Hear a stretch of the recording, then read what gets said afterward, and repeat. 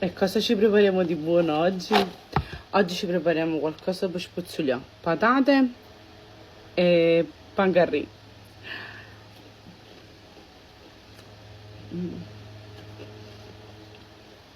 Come aperitivo per spazzuliare qualcosa.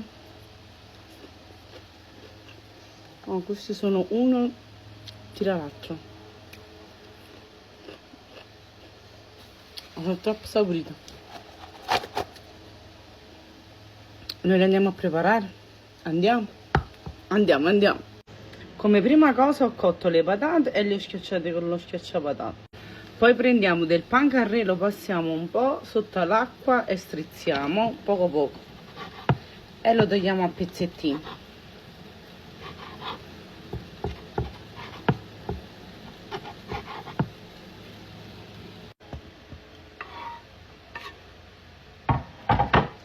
Qua aggiungo sale, pepe, ho delle spezie a piacere, quelle che preferite, paprika, ho aggiunto formaggio grattugiato, un filo d'olio e amido di mais.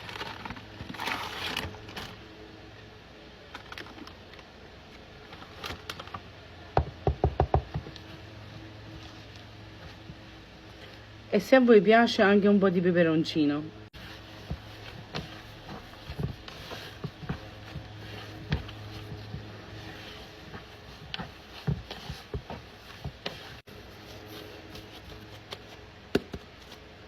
Prendiamo carta da forno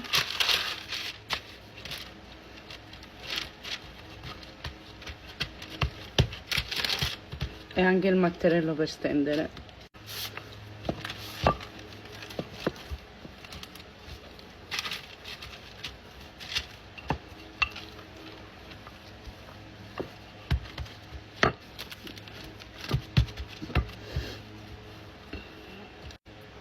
Le tagliamo a pezzettini, a pezzetti, come volete, quadrati, rettangolari, rotondi. Io li faccio fritti, quindi metto anche la padella con l'olio per friggere.